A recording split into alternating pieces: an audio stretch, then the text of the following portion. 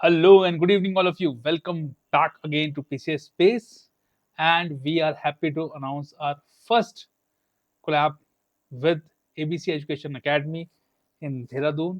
करणपुर में स्थित है ये कोचिंग और हमने इनके साथ अभी कोलैब किया है and they are working in the field of LT and lecturer and those are amazing guys and अब आप हमें ABC के प्लेटफॉर्म पे भी देख पाएंगे अंग्रेजी माध्यम में जो भी एग्जाम्स हैं हम कोशिश करेंगे कि उसको कवर करें so all thanks to your guys and आप सभी का प्यार और हमें चाहिए होगा और काफ़ी प्यार मिल रहा है कोशिश करेंगे जो भी आपको लगता है कि हमारी कमियां हैं या आपको लगता है कि इस टॉपिक को हम छोड़ रहे हैं या आपको लगता है कि हम इसको और बेटर कर सकते हैं तो आप हमें हमेशा मेल कर सकते हैं हमें टेलीग्राम चैनल पे DM कर सकते हैं everything is written in the comment box. So let's begin. And today we shall be seeing the current affairs for the month of December. छोटा सा लेक्चर करेंगे मेन चीजें पढ़ेंगे हमारा जो करंट अफेयर्स है वो करंट अफेयर्स थोड़ा सा मेंस एंड प्री ओरिएंटेड दोनों है तो प्री के लिए मैं जो इंपॉर्टेंट चीजें हैं वो मार्क करते हुए चलूंगा और मेंस के लिए थोड़ा सा आप बुकलेट अवेलेबल है एट नो कॉस्ट आप जा सकते हैं और टेलीग्राम चैनल से डाउनलोड कर सकते हैं The link to the Telegram channel is given in the comment box. So let's begin for the current affairs of December for the UK PCS.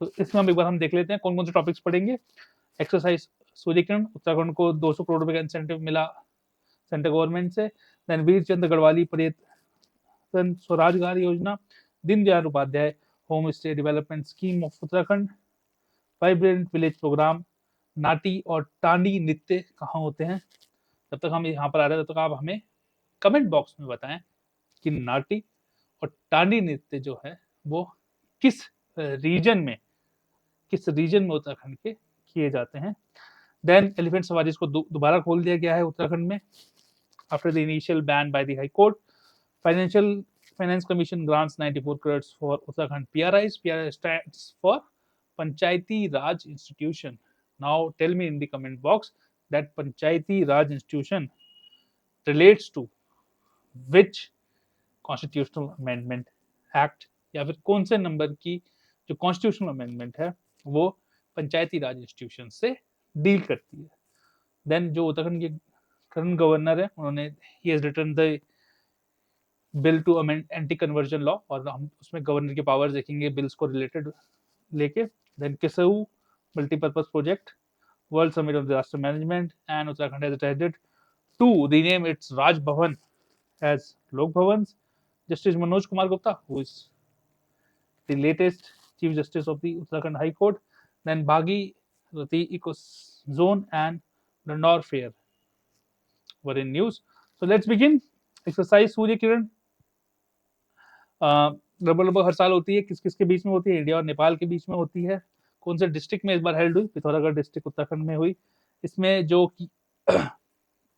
Focus रहता है वो मिलिट्री एक्सरसाइज है तो counter terrorism operation पे इसका focus रहता है इस बार इनफैक्ट दोनों तरफ के DGMOs that is director general of military operations दोनों साइड के उन्होंने एक ट्री ऑफ फ्रेंडशिप भी लगाया और इसको एक महत्वपूर्ण डिफेंस डिप्लोमेसी का पार्ट भी माना जाता है अब आपको जो है ये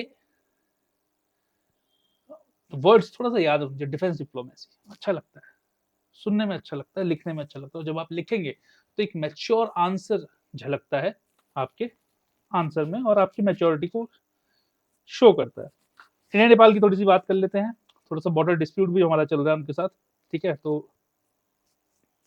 हमारा जो बॉर्डर डिस्प्यूट उनके साथ एक तो जो काला पानी लिम्पीधुरा लिपुलेक ट्राई जंक्शन जो है तो अगर मैं आपको दिखाऊं मैप में मेरे ऊपर आप देख पा रहे होंगे ये एरिया जो है ठीक है इस पे थोड़ा सा डिस्प्यूट चल रहा है दोनों साइड्स जो हैं वो अपने अपने मैप से जो है दिखाते हैं इसकी जो कहानी है वो ट्रीटी ऑफ सगौली से रिलेटेड है जब नेपाल किंगडम ने जब आपका ब्रिटिशर्स के साथ जब उनकी लड़ाई हुई तो तब जो है एरियाज मार्केट हुए थे और जो काली रिवर है जो हमारा काली रिवर है उसको जो है एक तरीके से बॉर्डर माना गया जिसके उधर की तरफ जो है नेपाल है और इधर की तरफ मतलब ईस्टर्न तरफ जो है वो इंडिया है। थोड़ा सा डिस्प्यूट चल रहा है, बट देन वो डिस्प्यूट ज़्यादा एग्रीवेट नहीं हुआ, कभी-कभार हो जाता है, but then you know how the diplomacy works, Chinese pressure also we can see there, so it depends कि वहाँ पे किसकी सरकार रहती है। But recently the Nepalese government, आपको देखा ही था अभी वहाँ पे कितना बड़ा जेन ज़ी रिवॉल्यूशन हुआ और वहाँ पे जो है सत्ता पलट भी हुआ था। तो ये छोटी-छोटी चीज़ें आपको जो है ध्यान में रखनी है, ठीक है? और थोड़ा-सा ये ट्रीटी ऑफ सगौली याद रखना, ठीक है? 1816 की किस-किस के बीच में हुई थी? नेपाल एंड ब्रिटिश इंडिया के बीच में आफ्टर एंग्लो नेपलीज वॉर, ठीक है? थोड़ा काली रिवर याद रखना, ये एरिया आपको याद रखना है कि थोड़ा सा ट्राइन जंक्शन पे दिक्कत है, ये बल्कि मानसरोवर यात्रा का रूट भी है, ठीक है? तो इसलिए थोड़ा सा न्यूज में था ही, ठीक है? देन सेंट्रल गवर्नमेंट ने जो है उत्तराखंड को भी 200 करोड़ रुपए का इंसेंटिव दिया है फॉर माइनिंग सेक्टर रिफॉर्म्स। तो हमने काफी सारी माइनिंग सेक्टर में रिफॉर्म करी, इनफैक्ट हमारी जो रिफॉर्म्स थी उनको all over India second best माना गया, ठीक है? और क्या-क्या माइनिंग को हमने रिफॉर्म्स करी। एक तो हमने जो मिनरल एलोकेशन है, मिनरल्स का जो है ई ऑक्शन करना शुरू कर दिया। ऑक्शन जो होगा भैया ऑनलाइन होगा। Satellite and digital monitoring of mines, ठीक है? जो मॉनिटरिंग होगी वो सैटेलाइट और डिजिटल होगी। उसका जो लाइसेंसिंग एंड कंप्लायंस मैकेनिज्म को और स्ट्रेंथन किया एंड इलीगल माइनिंग को रोकने की पूरी कोशिश की जाएगी, जो कि कई बार विफल हो जाती है। और क्योंकि माइनिंग एक बहुत ही इम्पोर्टेंट रेवेन्यू स्ट्रीम है हमारे स्टेट के लिए, तो ये रिफॉर्म्स बहुत ज़रूरी हो जाती है। तो दिस क्वेश्चन और this reforms are more important from the perspective of mains. In fact अगर हम मिनरल रिसोर्सेज की बात करें तो हमारे जो कंटेंट टीम है उन्होंने बहुत अच्छा डायग्राम भी बनाया है और ये आपको हमारे नोट्स में मिल जाएगा। तो मैं एक बार बस ब्रीफ करता हूँ कौन सी जगह कहाँ मिलती है। तो रॉक फॉस्फेट की अगर हम बात करें, देहरादून और टिहरी गढ़वाल डिस्ट्रिक्ट में। एस्बेस्टोस आपको चमोली में मिलेगा। पैराइट्स, पैराइट जो होता है बेरियम सल्फेट कंपाउंड होता है, उसका बेराइट्स बोलते हैं, वो देहरादून में मिलेगा आपको। कॉपर जो है आपको अल्मोड़ा में, देहरादून में, पिथौरागढ़ में मिलेंगे। डोलोमाइट देहरादून में, नैनीताल में, टिहरी गढ़वाल में मिलेंगे। ग्रेफाइट अल्मोड़ा में मिलेंगे। जिप्सम देहरादून, पौड़ी गढ़वाल, टिहरी गढ़वाल में मिलेंगे। तो एक बार ये मिनरल कंपोजिशन है, एक बार आप देख लेना इसको। आप यहाँ पे वीडियो को रोक भी सकते हो, ठीक है? मैं एक बार, और लेड और जिंक देहरादून है पिथौरागढ़ में। तो ये जो मैप है, आप मैप अपने सामने रख सकते हैं और इसको रिवाइज कर सकते हैं ताकि आपको मिनरल डिस्ट्रीब्यूशन ऑफ उत्तराखंड पता लग जाए। Very important from the perspective of pre as well as mains. अगर आप ऐसा डायग्राम बना के आ जाएंगे तो बहुत अच्छा मार्क्स मिलेगा। देन मेरी योजना पोर्टल लॉन्च किया माननीय मुख्यमंत्री श्री पुष्कर सिंह धामी जी ने। मेरी योजना पोर्टल में एक चीज याद रखना कि वो जो गवर्नमेंट की स्कीम्स है, नॉट सिर्फ of state government but central government also, तो यहाँ पे जो है सिंप्लीफाइड लैंग्वेज में आपको बताया जाएगा जो जो आपकी स्कीम्स हैं वेलफेयर है सेंटर की प्लस स्टेट की, वो यहाँ पे आपको बताई जाएंगी, ठीक है? तो इसमें इतना ही बढ़ रहा है। Then Indian council of forest research and education was in news. It is situated in Dehradun. जहाँ पे जो लोग देहरादून से बिलोंग करते होंगे, जो कभी आए होंगे, तो उन्हें एफ देखा होगा। तो ये एफ में ही Indian council of forest research and education है। And it is here where the people who get selected to Indian Forest Services, which is also a all India service. So there are 3 all India services. One is Indian Forest Service. Name and tell me the other 2 in the comment box. Other 2 जो all India service है वो आप मेरे को comment box में बताइए, ठीक है? यहाँ पे उनको ट्रेनिंग दी जाती है। जो ICFRI है वो एक ऑटोनॉमस इंस्टीट्यूशन है, वो एक ऑटोनॉमस इंस्टीट्यूशन है। और वो कौन सी मिनिस्ट्री में आता है? That comes under ministry of environment, forest and climate change. इसका हेडक्वार्टर मैंने आपको बताया FRI देहरादून में ही है, ठीक है? और इसकी शुरुआत जो है, थोड़ी सी इसका बैकग्राउंड देख लेते हैं। 1878 में एक फॉरेस्ट स्कूल के नाम से स्टैब्लिश किया गया था। उसके बाद 5 जून 1906 को इसकी स्थापना करी गई, ठीक है? इसको बोला गया इंपीरियल फॉरेस्ट रिसर्च इंस्टीट्यूट, ठीक है? 1986 में इसका नाम बदल कर Indian council for forest research and education रख दिया गया, ठीक है?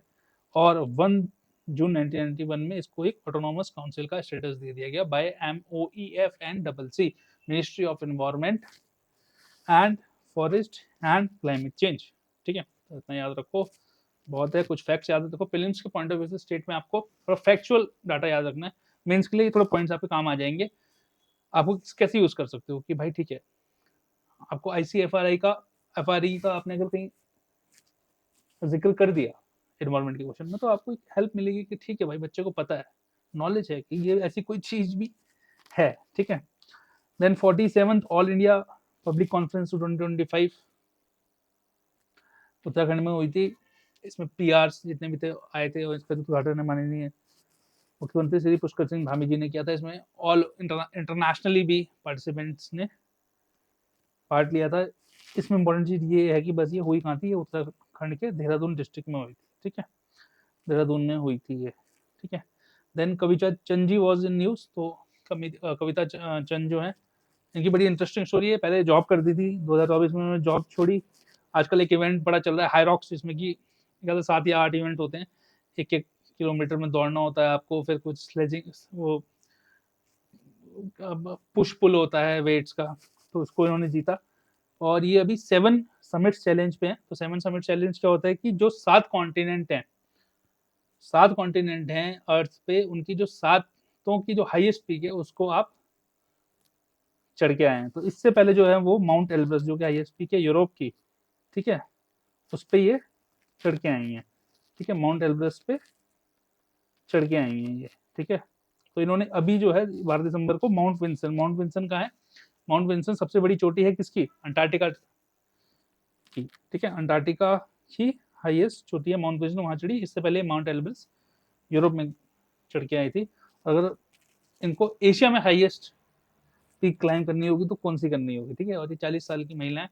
तो जो लोग कहते हैं आजकल 40 में आके हम बूढ़े हो गए, तो you can draw inspiration from her. Then the next news is the Veer Chand Singh Garhwali पर्यटन स्वरोजगार योजना। Now who was Veer Chand Garhwali ji, he was one of the prominent freedom fighters, ठीक है। उनके नाम पे ये, आप जैसे नाम से बता सकते हैं, पर्यटन, पर्यटन मतलब टूरिज्म, ठीक है, पर्यटन मतलब टूरिज्म, ठीक है, स्वरोजगार मतलब सेल्फ एम्प्लॉयमेंट।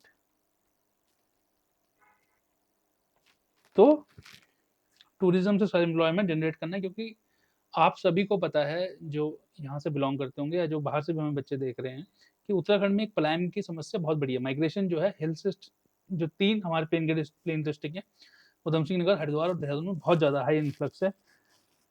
उसको रोकने के लिए सरकार हमेशा प्रयासरत रहती है, और उसी के मद्देनजर, उसी के इन line with that thing, they have started this scheme, and this scheme is not started now, it's a very old scheme, ठीक है, it's a very old scheme, in fact it was started in on June 1 2002, ठीक है, ताकि self employment generate कर सके।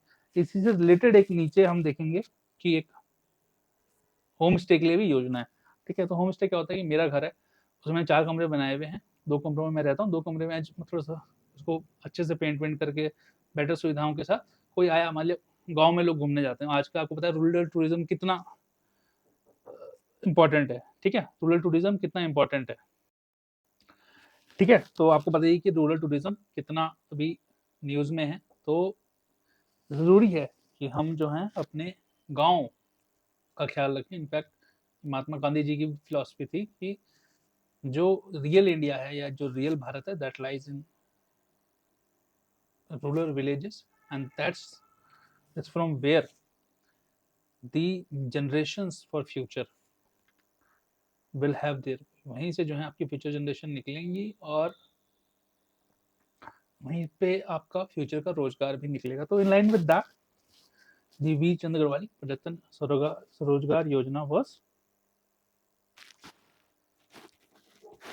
Rolled out, okay. इसके की objectives क्या हैं? टूरिज्म को डेवलप करना as a primary source of revenue and employment, to encourage rural residents to establish tourism infrastructure and services, to modernise transportation and accommodation facilities for tourist. इसका जो special provision है इसमें, इसमें subsidies हैं। इसमें subsidies, एक तो कैपिटल सब्सिडी है कि आपको बनाने के लिए सब्सिडी दी जाएगी, तो उसकी जो कैप है वो 15 लाख रुपए है, ठीक है। एंड सॉरी, इस पे कैप नहीं है, वो होम स्टे वाली पे कैप है जो आपको बता दिया, सॉरी। स्पेशल जो प्रोविजन है इसका वो ये है कि आप बस ले सकते हैं और उसको आप जो है ट्रांसपोर्ट कॉर्पोरेशन के द्वारा चलाएंगे, और उसमें आपको सब्सिडी 50% के आसपास की है, वो मैक्सिमम 15 लाख तक जो हो सकती है। एंड इसमें ये बोला गया कि जो मार्जिन मनी है, मतलब जो इनिशियल आपको इन्वेस्टमेंट या पैसे करने हैं अपने इन्वेस्ट करने हैं अपने प्रोजेक्ट में, वो 12.5 50% करने हैं, ठीक है। Now Deendayal Upadhyay home stay development scheme in Uttarakhand was in news. तो आपको मैंने समझाई दिया होम स्टे कॉन्सेप्ट क्या होता है, ठीक है। इसका सब्सिडी एंड सपोर्ट देखने कई बार पूछ लेते हैं प्रीलिम्स में, तो hilly areas and plain areas के लिए अलग अलग है। हिल में जो है कैपिटल सब्सिडी जो आपको बनाने के लिए जो है वो 33% दी जाएगी, जो कि मैक्सिमम 10 लाख तक हो सकती है, विच एवर इज लोअर। मान लिया 33% प्रोजेक्ट कॉस्ट का 7 लाख रुपए आ रहा है, तो आपको 7 लाख रुपए दिए जाएंगे, ठीक है। मान लिया आपका 33% 13 लाख रुपए आ रहे हैं, तो आपको 10 ही लाख रुपए दिए जाएंगे, तो मैक्सिमम आपको 10 लाख रुपए मिल सकते हैं, ठीक है। और ये कैपिटल सब्सिडी, एक इंटरेस्ट सब्सिडी भी है कि आपने, ठीक है, आपने एक लोन उठा लिया तो इंटरेस्ट जो है 50% का वेवियर है, लेकिन वो कितना वेवियर हो सकता है, मैक्सिमम 1.5 लाख तक, ठीक है। प्लेन एरियाज में कैपिटल सब्सिडी 25% है, जो कि मैक्सिमम 7.5 लाख रुपए मिल सकते हैं आपको।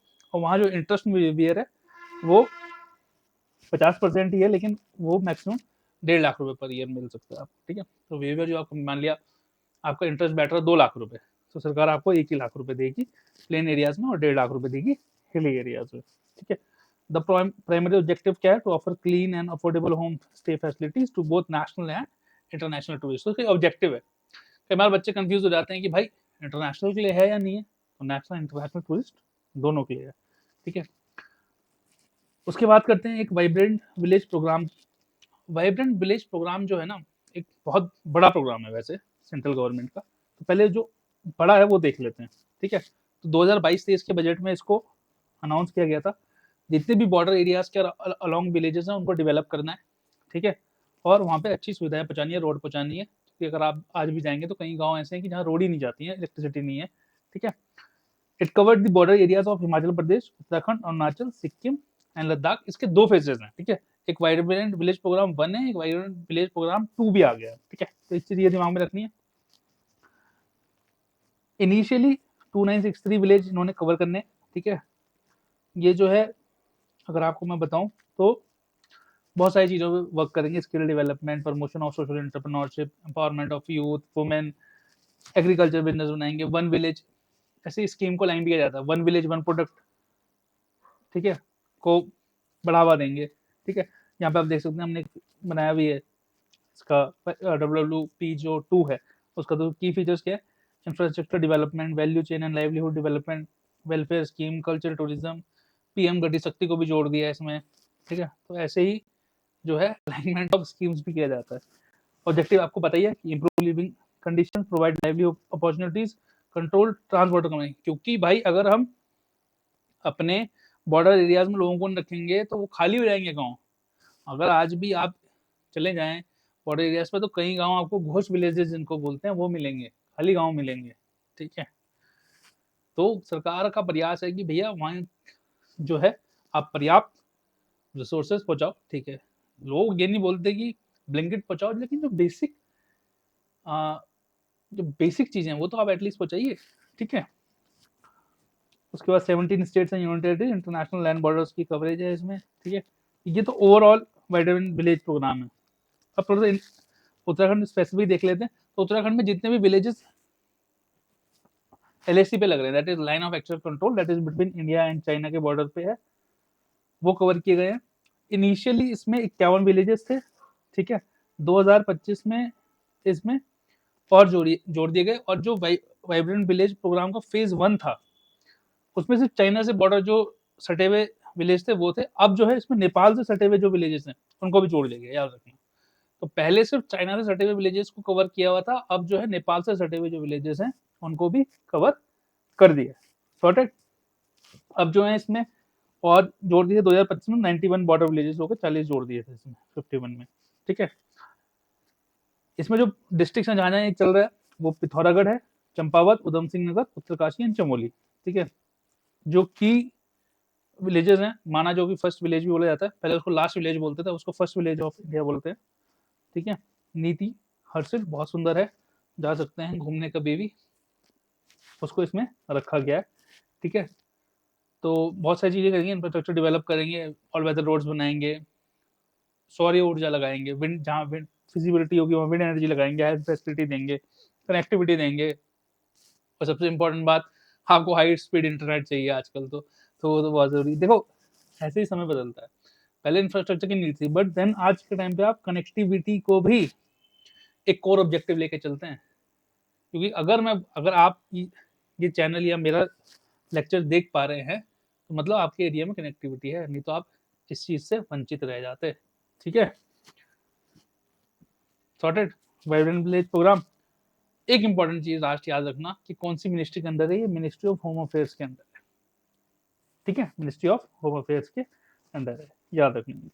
ठीक है? अब क्यों ज़रूरी हो जाता है, एक छोटी-सी स्टोरी सुना देते हैं आपको। मैं पढ़ ही रहा था तो मैं रोक तो पाऊँगा नहीं। ताशी नमग्याल जी की। ठीक है? तो why border population is a strategic asset? They are not asset as in such, but then they are the people of our country and उन्हें जो है बहुत स्ट्रेटेजिकली इम्पॉर्टेंट भी माना जाता है। ठीक है? Because they have source of local knowledge. आप जाएंगे जितने पहाड़ के एरिया वहाँ पे बहुत सारी जड़ी बूटियाँ होती हैं, उन्हीं को पता रहती है। लॉजिस्टिकल सपोर्ट के लिए वो चाहिए होते हैं, उस टेरेन में वही रह सकते हैं। ठीक है? आप लद्दाख जाएंगे, मैं लद्दाख जाऊंगा तो हो सकता है मैं पिछले साल गया तो मेरी सांस फूलने लग गई थी। ठीक है? तो जरूरी नहीं है कि आप वहाँ पे रह पाए। ठीक है? तो इनफॉर्मल सर्वेलेंस जरूरी है। इनफॉर्मल सर्वेलेंस में ताशी नमग्याल जी को कैसे बोल सकते हैं? तो ताशी नमग्याल जी की स्टोरी ये है कि 1999 में कारगिल वॉर से पहले, उसकी स्टार्ट होने से पहले, ताशी नमग्याल जी जो हैं अपने पशुओं को चरा रहे थे। उनमें से उनका एक पशु इधर उधर चले जाता, उसको ढूंढते हुए वो एक बटालिक के माउंटेन, बटालिक सेक्टर जो है, बटालिक माउंटेन पे देखते हैं कि पाकिस्तान की जो मिलिट्री है, पाकिस्तान के जो ऑफिशियल्स हैं या पाकिस्तान के जो जवान हैं, वो अपना एक नॉर्मल इनफॉर्मल अटायर में, पठान सूट जिसको बोलते हैं, उसमें जो है बटालिक सेक्टर पे कैंप्स खोद रहे हैं। And he was the first one to tell this to the Indian army, and that's why Indian army got a piece of information in advance that such kind of thing could happen कि पाकिस्तान जो है infiltrate करने की कोशिश कर रहा है। तो ऐसी ऐसे बहादुरों की कहानी आपको हमेशा याद रखनी चाहिए। ठीक है? देन नाटी एंड टांडी नृत्य। तो नाटी, अगर आपने गाना भी सुना होगा, नाटी नाटी नाटी सिरमौर वाली। अब सिरमौर जो डिस्ट्रिक्ट है वो हिमाचल का है। ठीक है? तो कहानी ये है कि जो टॉन्स रिवर या यमुना जो ऊपर से आ रही है, वो बॉर्डर क्रिएट करती है हिमाचल और उत्तराखंड का। और देखिए, जो एडजॉइनिंग एरिया होता है हमेशा उनका कल्चर जो है मिक्स होगा। ठीक है? इनफैक्ट जो वहाँ पे मासू देवता जी हैं, जो बहुत प्रोमिनेंट फिगर हैं, जौनसार भावर की मोस्ट रिवर्ड फिगर है। एंड वहाँ पे 4 मासू को पूजा जाता है, उनमें से एक चालदा महाराज हैं। तो उनकी आजकल डोली आप देखें, अगर किसी ने न्यूज़ कोई फॉलो करता होगा, तो वो हिमाचल गई हुई है। क्यों गई हुई? क्योंकि वो जो रवाई रीजन है इधर का, और जो इधर आपका जौनसर भावर रीजन है, वो उधर जो हिमाचल के एडजॉइनिंग विलेजेस हैं उनसे मिलता जुलता है, तो बहुत कॉमन है। लैंग्वेज भी बहुत कॉमन। तो नाटी का जो नृत्य है वो आपको हिमाचल में मिल जाएगा, उत्तराखंड में मिल जाएगा। उत्तराखंड में प्राइमरीली जो है नाटी और टांडी नृत्य जो है एक जौनसार भावर रीजन है। मैंने आपको पहले भी लेक्चर में बताया था। जौनसार भावर रीजन, अगर आप देहरादून से चक्राता की तरफ जाएंगे, चक्राता एक कैंटोनमेंट है, तो जब आप इधर से जाते हुए कालसी पहुंचेंगे, कालसी से पहले ही यमुना रिवर को आप क्रॉस करेंगे, तो उधर जो है आपका जौनसार भावर रीजन लग जाता है। एंड जॉनसन भावर इसलिए बोलते हैं क्योंकि जौनसार एक रीजन है, पहले बढ़ता है, और भावर जो है ऊपर जाके बढ़ता है। ठीक है? और चक्राता जो है इसकी तहसील है। ठीक है? तो नाटी एक डांस होता है। आपको मैं वीडियो, अगर हमारे जो एडिटर साहब हैं उनसे रिक्वेस्ट करूँगा कि आपको नाटी की वीडियो दिखाएं, कैसे लोग डांस कर रहे हैं, तो डूब जाते हैं।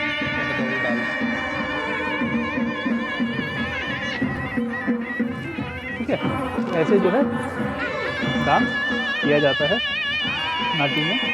और टांडी नृत्य भी जो है वो प्राइमरली जौनसर भावर रीजन का है, उसमें भी जो है लोग ऐसे आपस में मिलके, और बहुत ही कल्चरल सिग्निफिकेंस है, क्योंकि ये एक ऑर्गेनिक सॉलिडरिटी, अगर सोशियोलॉजी कॉन्सेप्ट किसी ने पढ़ा होगा या एंथ्रोपोलॉजी में बच्चे पढ़ते होंगे, ऑर्गेनिक सॉलिडरिटी, तो ऑर्गेनिक सॉलिडरिटी को प्रमोट करने के लिए चीज़ें की जाती हैं। क्योंकि आज के समय में हो क्या रहा है कि लोग अपना कल्चर भूलते जा रहे हैं, जो यंगर जनरेशन है वो भूलते जा रहे हैं। इसीलिए जो हम देखते हैं ट्राइबल जो रीजन्स हैं हमारे, वहाँ आज भी कल्चर जो है इंटैक्ट है, क्योंकि इस टाइप की जो परफॉर्मेंसेज हैं या इस टाइप की जो हेजेमनी है उस सोसाइटी में आज भी बरकरार है, उसको बरकरार रखने की कोशिश की जाती है। इनफैक्ट दो societies have also gone through transition, but then still we can find many cultural traits and people attached to their cultures there. ठीक है, देन एलिफेंट सफारीज को रिज्यूम कर दिया गया उत्तराखंड में। हुआ गया कि आज से 7 साल पहले माननीय हाई कोर्ट उत्तराखंड जी ने बैन लगा दिया था एलिफेंट सफारीज पे, एंड सुप्रीम कोर्ट ने वो बैन हटा दिया है, और अब Jim Corbett national park and Rajaji tiger reserve में जो है इसको दोबारा चालू किया गया है, ताकि टूरिस्ट उसको एक्सपीरियंस कर सकें, उसका इकोनॉमिक्स इम्पैक्ट हो, प्रमोशन हो टूरिज्म का, वहाँ लोग आए ठहरे, वहाँ की लोकल इकोनॉमी बढ़े। ठीक है, बट उसमें ऑब्वियस सी बात है कि चैलेंजेस एंड कंसर्न्स हमेशा रहते हैं कि मैन एनिमल कॉन्फ्लिक्ट है, हैबिटेट डिस्टर्बेंस है, हाथियों को पे चढ़ के लोग जाते हैं, तो वो भी एक एथिकल एस्पेक्ट है उसका। ठीक है, तो प्रोटोकॉल बनाए जाते हैं उसके हिसाब से ये चीज़ें की जाती हैं। अब यहाँ पे हमने 2 चीज़ पढ़ी, Corbett tiger reserve and Rajaji national park. जरूरी हो जाता थोड़ा सा देखना, क्योंकि कॉर्बेट टाइगर रिजर्व ही देश का पहला नेशनल पार्क था। हमेशा याद रखना कि इंडिया का फर्स्ट नेशनल पार्क जो है वो कॉर्बेट नेशनल पार्क है। ठीक है, इनफैक्ट 1973 में जब प्रोजेक्ट टाइगर लॉन्च किया गया था तो यहीं पे किया गया था, और जो कॉर्बेट नेशनल पार्क है वो मोस्ट डेंसिटी अगर टाइगर्स की कहीं पाई जाती हैं, दैट इज 14 टाइगर्स पर 100 स्क्वायर किलोमीटर, तो वो CTR that is Corbett tiger reserve में ही पाई जाती है। याद रखना 1936 में इसको हेली नेशनल पार्क के नाम से स्टैब्लिश किया गया था, अब इसका नाम जो है कॉर्बेट नेशनल पार्क है। बंगाल टाइगर को जो क्रिटिकली एंडेंजर्ड है उसका बचाव के लिए इसको बनाया गया था। ठीक है, अब दो कॉन्सेप्ट समझा देता हूँ मैं आपको। आपने कॉन्सेप्ट पढ़ा होगा बायोस्फीयर रिजर्व का, ठीक है, बायोस्फीयर रिजर्व का।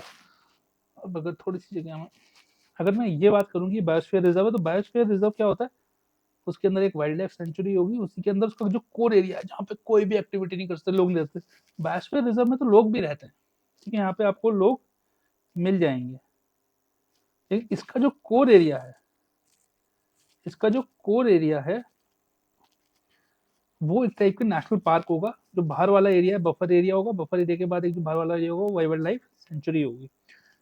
नेशनल पार्क में सबसे ज्यादा प्रतिबंध रहेंगे, बहुत स्ट्रिक्ट रहता है, थोड़ा सा उसको लूज करेंगे तो वाइल्ड लाइफ सेंचुरी बन जाएगा, और थोड़ा सा और लूज करेंगे तो बायोस्फीयर रिजर्व बन जाएगा। ये कॉन्सेप्ट आप हमेशा याद रखना, ठीक है। अब आ जाते हैं वापस अपनी बात पे, ठीक है। कॉर्बेट नेशनल पार्क में मैंने आपको बता दिया यहाँ का जो फ्लोरा मतलब जो पेड़ों का टाइप है वो जो है मॉइस्ट डेसिडियस फॉरेस्ट है, ठीक है। Trees, shrubs, ferns, glass, climbers, herb सब पाया जाता है यहाँ पे, ठीक है। साल, खैर एंड सिसु के पेड़ होते हैं, ठीक है। फौना में यहाँ पे आपको लेपर्ड्स मिल जाएंगे, जंगल कैट्स मिल जाएंगे, बाघ डियर मिल जाएंगे, स्पॉटेड डियर मिल जाएंगे, सांबर डियर मिल जाएंगे, स्लॉथ डियर मिल जाएंगे, ठीक है। और ये जो कौन सी डिस्ट्रिक्ट में आपको बताना बोलिए, ये नैनीताल डिस्ट्रिक्ट ऑफ उत्तराखंड में है, ठीक है। राजाजी नेशनल पार्क की बात करें तो राजाजी नेशनल पार्क को जो है इनिशियली 3 रेंजेस हुआ करती थी, 3 वाइल्ड लाइफ सेंचुरीज थी, राजाजी, मोतीचूर एंड चीला। इनको मिला के जो है राजाजी नेशनल पार्क बनाया गया। ये उसकी 3 रेंजेस हैं आज भी, और ये 3 डिस्ट्रिक्ट्स में फैला हुआ है, दैट इज देहरादून, हरिद्वार है, पौड़ी गढ़वाल। और एक बहुत इंपॉर्टेंट रूट भी है एलिफेंट माइग्रेशन में, एलिफेंट जो है बहुत पाए जाते हैं राजाजी नेशनल पार्क में। तो भी जब मैंने आपको इससे पहले बताया कि एलिफेंट सफारीज को दोबारा स्टार्ट किया गया है, तो ये इसको इसलिए उसमें रखा गया है। राजाजी नेशनल पार्क क्यों था, क्योंकि जो सी राजगोपाल जी थे, वेरी प्रोमिनेंट फ्रीडम फाइटर, उनको राजा जी बोला जाता था, तो उनके नाम पर ही ये राजाजी नेशनल पार्क पड़ा हुआ है, ठीक है। शुरुआत में इसका एरिया कम था, लगभग 820 किलोमीटर था, उसके बाद 255 और जुड़ा, अब लगभग 1000 इसका एरिया हो गया है, ठीक है। इसमें जो रिवर है गंगा राजाजी नेशनल पार्क से बहती है, जी बिल्कुल। और इसमें एक और रिवर है देहरादून में ही, सोंग रिवर, वो भी इससे बहती है। Important elephant corridor and connectivity है, अगर आप देहरादून से हरिद्वार की तरफ जाएंगे तो जो फ्लाईओवर बना हुआ है वो एलिफेंट कॉरिडोर वहाँ पे बनाए उन्होंने, तो बड़ा इंपॉर्टेंट है। ये अगर आप मैप देख पाएँ तो मैं आपको दिखा पाऊँ, तो ये कॉर्बेट टाइगर रिजर्व है इधर, ये जिम कॉर्बेट नेशनल पार्क है। जिम कॉर्बेट नेशनल पार्क के अंदर ही कॉर्बेट टाइगर रिजर्व है साइड, ठीक है। और जो जिम कॉर्बेट नेशनल पार्क है उसकी वाइल्ड लाइफ सेंचुरी कौन सी है? वो सोना नदी वाइल्ड लाइफ सेंचुरी है। तो सोना नदी वाइल्ड लाइफ सेंचुरी के अंदर ही जिम कॉर्बेट नेशनल पार्क है। ऐसे ही यहाँ पे नाजाई नेशनल पार्क है, इधर केदारनाथ वाइल्ड लाइफ सेंचुरी है, लस्कोट मट्स डियर वाइल्ड लाइफ सेंचुरी है, बेंसर वाइल्ड लाइफ सेंचुरी है। ये हम किसी और दिन, जिस दिन स्पेसिफिकली वाइल्ड लाइफ सेंचुरीज या नेशनल पार्क एक दिन किसी लेक्चर में कवर कर लेंगे, वहाँ पे आपको बता देंगे, ठीक है। तो ये मैप हो गया। देन फाइनेंस कमीशन ने जो है 94 करोड़ रुपीस ग्रांट किए हैं उत्तराखंड पीआरआईएस को। तो आपको पता है कि 15 फाइनेंस कमीशन बना था 2020 में, जिसको हेड किया था एनके सिंह जी ने। एंड आपको पता है कि आर्टिकल 280 के अंदर फाइनेंस कमीशन जो है आर्टिकल 280 के अंदर गठित किया जाता है by the president, honourable president of India. And 15 financial commission भी बना दिया गया था। उसको जो हेड कर रहे हैं वो डॉक्टर अरविंद पनगरिया, वो was also the former head of आपका नीति आयोग, ठीक है। तो प्लानिंग कमीशन की जगह का आयोग बनाया गया था नीति आयोग, इन्होंने उसको भी हेड किया है, ठीक है। तो ये था। तो बेसिकली फाइनेंस कमीशन का काम किया कि वो डिसाइड करता है कि भाई ये पैसा है, इसमें सेंट्रल के पास कितना जाएगा, स्टेट के पास कितना जाएगा और पंचायती राज इंस्टीट्यूशन के पास कितना जाएगा। तो वो थोड़ा सा इंपॉर्टेंट है बस, ठीक है। तो उसी में जो है उत्तराखंड के पीआरआई को 94.5 करोड़ रुपीस मिले हैं, ठीक है। एक बाकी तो आप नोट से पढ़ सकते हैं। एक क्वेश्चन हमेशा कभी पूछ लेगा, आज तक पूछा नहीं है, मेरे को लगता नहीं क्यों कभी पूछने में मन में रहता है कि क्या जो उसके मेंबर हैं वो एलिजिबल है रीअपॉइंटमेंट के लिए। तो members are eligible for reappointment, ये इंपॉर्टेंट चीज आप याद रखना, ठीक है। कॉन्स्टिट्यूशनल बॉडी है, प्रेसिडेंट बनाते हैं, ठीक है। Now Uttarakhand governor returns bill to amend anti conversion law, very important. पहले ये देख लेते हैं कि एंटी कन्वर्जन लॉ में क्या क्या बनाया गया था। उसके बाद ये देख लेंगे कि पॉलिटी पॉइंट ऑफ व्यू से कि क्यों वापस करते हैं या गवर्नर की पावर्स क्या क्या हैं एक किसी बिल को लेके, ठीक है। तो जो उत्तराखंड के प्रेजेंट गवर्नर है honourable Shri lieutenant general Gurmeet Singh ji, उन्होंने जो है Uttarakhand freedom of religion amendment bill 2025 also the UCC bill was return on the grounds of कि उसमें ड्राफ्टिंग मिस्टेक्स है एंड टाइपोलॉजिकल एरर है, ग्रामेटिकल इश्यूज हैं, क्लरिकल मिस्टेक्स हैं, उसके ग्राउंड्स पे उसको वापस कर दिया गया। अब जो है उस पर टिक किया जाएगा, दोबारा उनको प्रेजेंट किया जाएगा तो वो पास कर सकते हैं। फिलहाल जो है उसको वापस कर दिया गया। 2025 का जो अमेंडमेंट है, एंटी कन्वर्जन लॉ पहले भी था, 2025 में अमेंड किया गया। उसमें पेनल्टी एनहांस की गई। पहले जो मैक्सिमम प्रिजन जो सेंटेंस थी वो 10 साल थी, अब जो है उसको जो है लाइफ इम्प्रिजनमेंट कर दिया कि आपको ताउम्र सजा हो सकती है, ठीक है। कंप्लाइंट इसको बढ़ाया गया। पहले जो है जो कंप्लेन है या जो लोकल स्टैंड का कॉन्सेप्ट होता है, कौन फाइल कर सकता है, वो सिर्फ ब्लड रिलेटिव कर सकते थे। अब कोई भी जो है जिसको लगता है कि इलीगल कन्वर्जन हो रहा है, कोई भी व्यक्ति समाज का जिसको लगता है कि इलीगल कन्वर्जन हो रहा है, वो उसको फाइल कर सकता है। प्रॉपर्टी कन्फिस्केशन मतलब प्रॉपर्टी की कुर्की की जा सकती है, इसकी पावर डिस्ट्रिक्ट मजिस्ट्रेट को दी गई है, जैसे गैंगस्टर एक्ट में की जाती है। डेफिनेशन ऑफ इंड्यूसमेंट को दिया गया, जैसे पहले क्या होता था कि शादी का झांसा देके या पैसे का झांसा देके या किसी भी तरीके का झांसा देके जो है एक व्यक्ति का जो है धर्मांतरण किया जाता था। अब उसको जो है डाला गया है डेफिनेशन में इंड्यूसमेंट की। और डिजिटल ऑफेंसेस को भी बाया फेसबुक या उससे पहले लोग जो है कोशिश करते थे, अब उसको भी जो है कवर किया गया है। तो लॉ भी जो होता है आपको पता है, जैसे जैसे सोसाइटी इवॉल्व होती है लॉ भी जो है इवॉल्व होता है। अब थोड़ी गवर्नर की पावर देख रहे हैं, तो गवर्नर की पावर कहाँ मेंशन है आर्टिकल कॉन्स्टिट्यूशन में? टू बिल्स आर्टिकल 2000 में, सॉरी आर्टिकल 200 में, 2000 तो है ही नहीं आर्टिकल, ठीक है। आर्टिकल 200 में, आर्टिकल 200 में ये मेंशनड है। तो जब गवर्नर के पास कोई भी बिल आता है तो वो 3 चीजें कर सकते हैं। या तो वो उसे पास कर दें, giving his assent to the bill कि भाई मैं इसे पास करता हूँ, withholding assent to a bill, या उसे अपने एसेंट को वो विद होल्ड कर दें, या वो प्रेसिडेंट की कंसिडरेशन के लिए उसे रेफर कर दें, उसे रोक लें कि मैं जो हूँ इस बिल को जो है प्रेसिडेंट की कंसिडरेशन के लिए भेज देता हूँ। और आप एक बात याद रखना कि अगर उन्होंने किसी बिल को प्रेसिडेंट कंसिडरेशन के लिए भेज दिया तो उनका फिर कोई रोल नहीं रह जाएगा उसमें, उनका फिर कोई भी रोल नहीं रह जाएगा उसमें, ठीक है।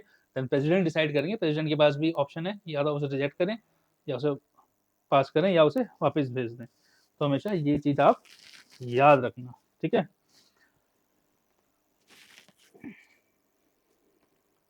और पॉकेट वीटो, एक क्वेश्चन आता है कि पॉकेट वीटो गवर्नर के पास होता है या नहीं होता, ये एक्सप्लिसिटली मेंशन्ड है नहीं, ठीक है।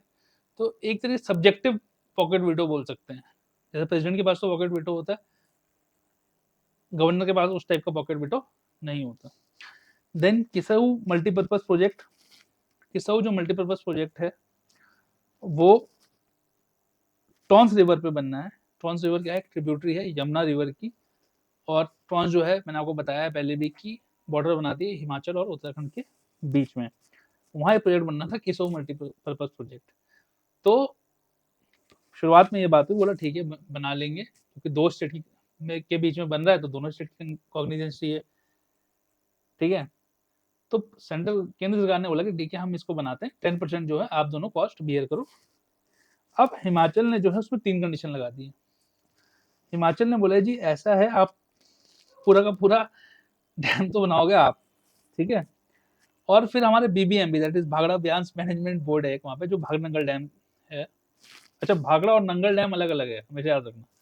मैं भी ये समझता जब मैं घूमने गया तब मुझे लगा कि भाखड़ा डैम अलग है, जो कि टिहरी डैम से पहले लार्जेस्ट डैम था इंडिया का, और नंगल डैम अलग है। तो नंगल डैम थोड़ा 14-15 किलोमीटर, नंगल एक जगह है पंजाब में, वहाँ पे है। तो लेकिन उसको जो है वो एक ही रिवर पे है, तो उसको वो पार्ट ऑफ एक ही बोर्ड बनाया गया है उनके लिए, तो भाखड़ा ब्यास मैनेजमेंट बोर्ड है। इनफैक्ट इसमें और भी डैम्स हैं शायद, तो उसमें कुछ 4,000 करोड़ रुपए देने होंगे। फिर सरकार ने बोला कि भाई आप हमारे ये पैसे और एरियर्स वगैरह दो। खैर ये हमारे लिए इतना इंपॉर्टेंट नहीं है, बट देन किसाऊ जो प्रोजेक्ट है वो भी मल्टीपर्पज प्रोजेक्ट है, डैम नहीं है उसमें, इरिगेशन वगैरह कैनाल वगैरह भी बनाएंगे, ठीक है। टॉन्स रिवर पे है, टॉन्स रिवर क्या है, यमुना की ट्रिब्यूटरी है। अगर आपको मैं मैप में दिखा पाऊँ, ये एक्चुअली ऊपर खातलिंग ग्लेशियर है, ठीक है। खातलिंग सॉरी बंदेरपुंज माउंटेन है, बंदेरपुंज माउंटेन से टॉन्स रिवर निकलती है, ठीक है। बंदेरपुंज माउंटेन से निकलती है, खातलिंग ग्लेशियर से तो आपका खातलिंग ग्लेशियर के बेस पे गौमुख ग्लेशियर है, वहां से जो है प्रॉपर गंगा का उद्गम होता है। मतलब गंगा तो वो बनती है देव प्रयाग में, जब अलकनंदा एंड भागीरथी आके मिलती है, लेकिन आपका जो भागीरथी रिवर है वहाँ उसका उद्गम जो है खातलिंग ग्लेशियर से होता है। खातलिंग ग्लेशियर जो है ऊपर है थोड़ा सा गौमुख से, वहीं से निकलता है। टॉन्स रिवर जो है वो बंदेरपुर माउंटेन से निकलती है, ठीक है। और ये आप देख सकते हैं थोड़ा सा कि कैसे, इसमें खैर जो मैप है उसमें दिखाया हुआ नहीं है, बट ये यमुना की ट्रिब्यूटरी ही है, ठीक है। यमुना की ट्रिब्यूटरी, और यमुना जो है आगे जाके गंगा में मिल जाती है, आपको पता है इलाहाबाद में जहाँ संगम बोलते हैं, ठीक है।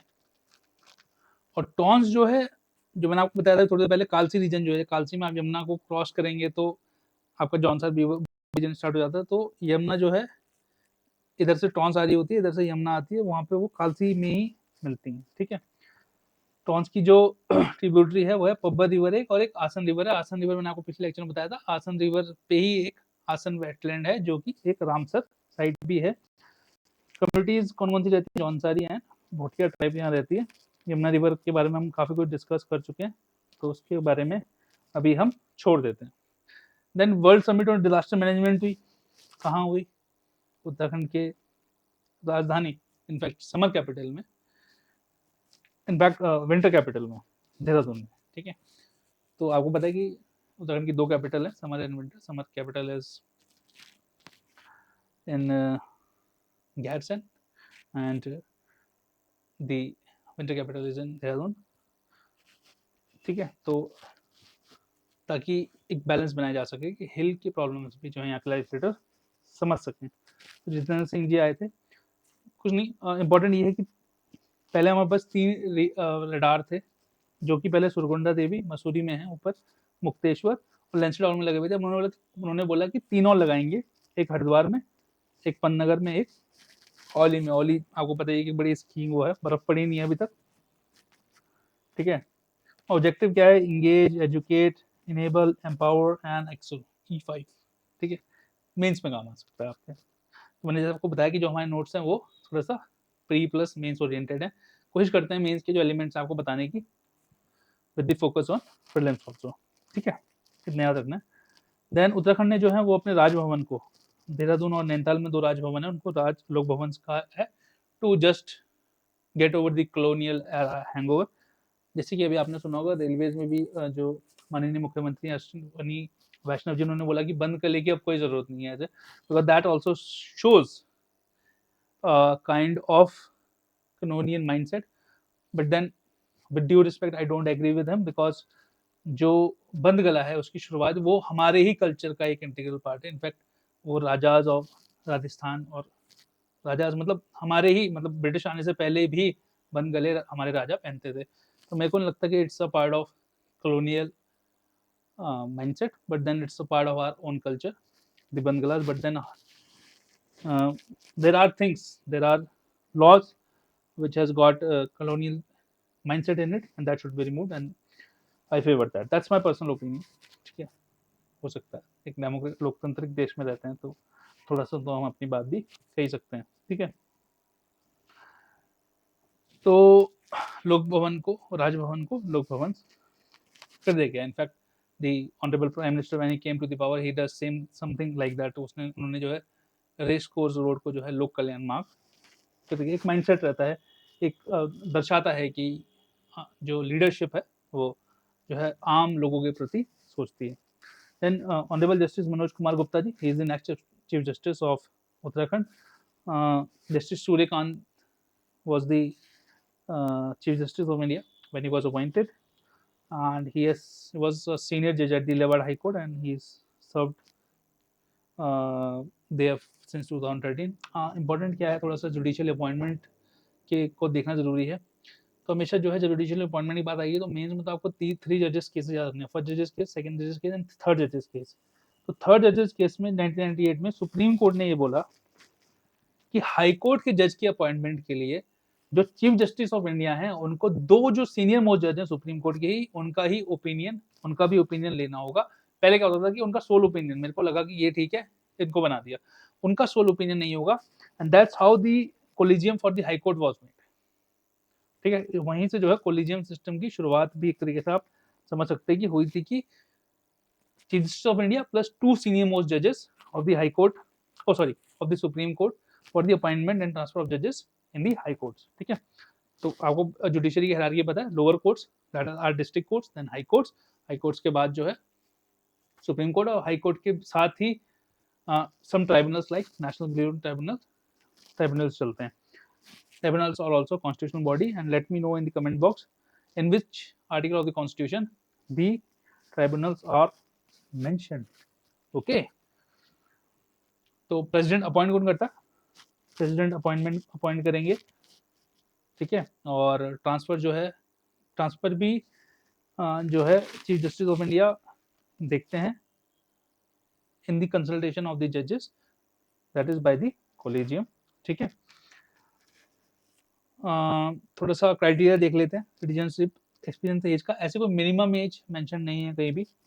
मैक्सिमम एज 62 ईयर्स है हाई कोर्ट के केस में, सुप्रीम कोर्ट के केस में 65 ईयर्स है। क्राइटेरिया क्या है कि he or she should be a citizen of India.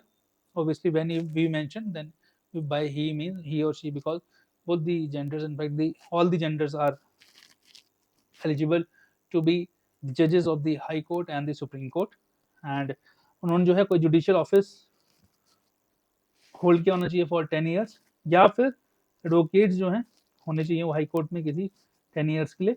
और मिनिमम एज जैसे मैंने आपको बताया कॉन्स्टिट्यूशन ने प्रिस्क्राइब नहीं की है। और सुप्रीम कोर्ट में एक डिस्टिंग्विश्ड ज्यूरिस्ट का कॉन्सेप्ट होता है कि कोई डिस्टिंग्विश्ड ज्यूरिस्ट होगा, मतलब a person who has a very sound और fine knowledge of law, that he और she can also be appointed to the जज of the supreme court. But high court में ऐसा कोई प्रोविजन नहीं है, हाई कोर्ट में डिस्टिंग्विश्ड ज्यूरिस्ट का कुछ नहीं है, ठीक है। देन कॉन्स्टिट्यूशन प्रोविजन की बात करें तो आर्टिकल 222 सब क्लॉज 1 में जो है ट्रांसफर ऑफ जजेस से डील करता है, ठीक है।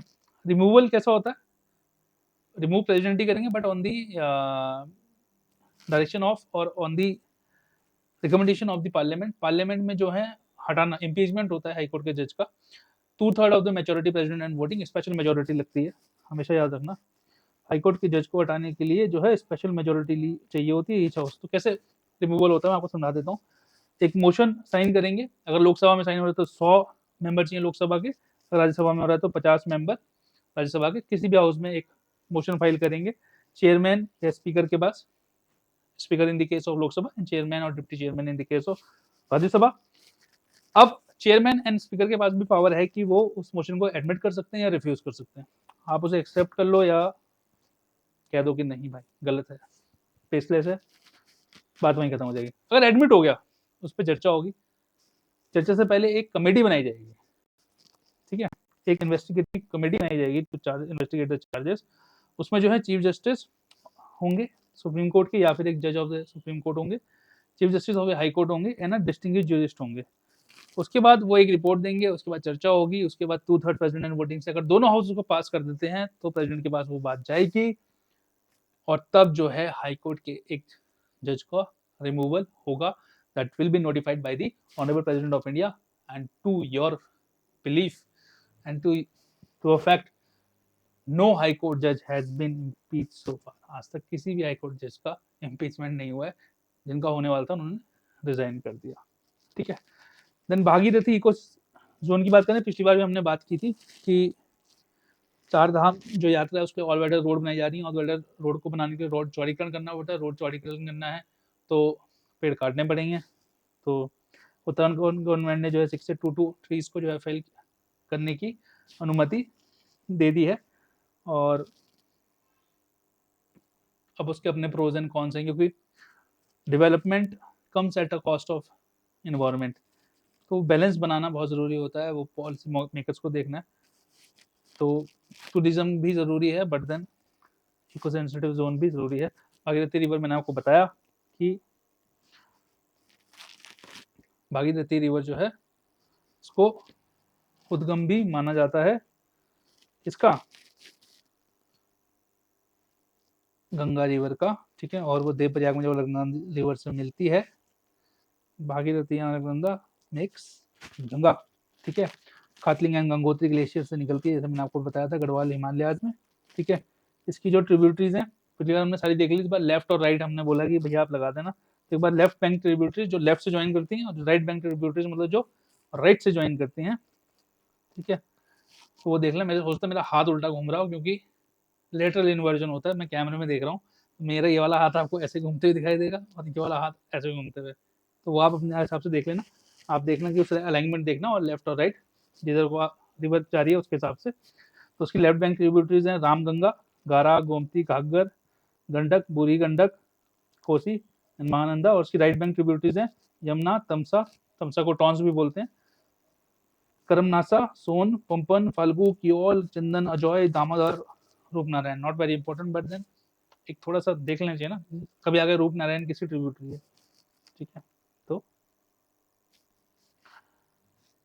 भागीरथी रिवर की, ठीक है, इस पे जो है मेजर पावर डैम्स भी हैं, पावर प्रोजेक्ट में मनेरी डैम, कोटवेश्वर एंड टिहरी डैम, ठीक है। देन बात करते हैं जो last news of the day, that is Landour fair. Landour जो है वो आपका बहुत अच्छा हिल स्टेशन है, मसूरी से 5 किलोमीटर ऊपर की तरफ जाएंगे लंडौर आ जाएंगे, बहुत अच्छे पैनकेक्स और चीज़ ऑमलेट मिलता है वहाँ पे, बहुत सुंदर है, और बेकरी भी है वहाँ पे, वो बहुत सुंदर है, तो वहाँ पे आप जा सकते हैं। इनफैक्ट वहाँ पे DRDO वाले का कोई ऑफिस भी है ऑफ वेरी इंपॉर्टेंस। तो वो फेयर हुआ था, तो लंडौर फेयर कहाँ होता है कहीं पूछ ले तो वो देहरादून में होता है, ठीक है। उसमें वो कुछ नहीं, अपने जो ट्रेडिशनल हमारी उत्तराखंड की क्यूजीन है, millets, local recipes, indigenous products को प्रमोट करते हैं। जिंगोरा हमारे यहाँ बहुत उगता है, बहुत लोगों को नहीं पता, जिंगोरे की खीर बहुत प्यारी बनती है, वेरी न्यूट्रिशियस, वेरी टेस्टी। सो अगर हम अपने कल्चर में देखें तो हमें बहुत कुछ मिल जाता है। हमारा जो इन्वायरमेंट है या जो हमारा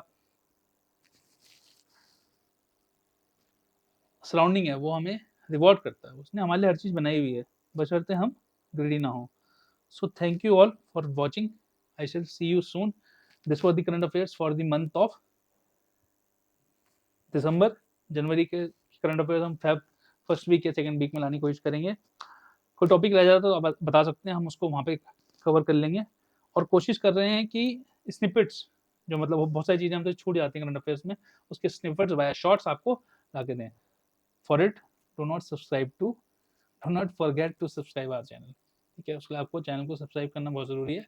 टेलीग्राम के लिंक को ज्वाइन कर लेना, because here eight PCS space with the ABC Education Academy, we are striving for a one stop solution कि आपको यूकेपीसीएस की हर चीज़ यहाँ पे मिल जाए। तो उसी के साथ आप सबको नमस्कार, धन्यवाद देखने के लिए। जय हिंद, बाय बाय।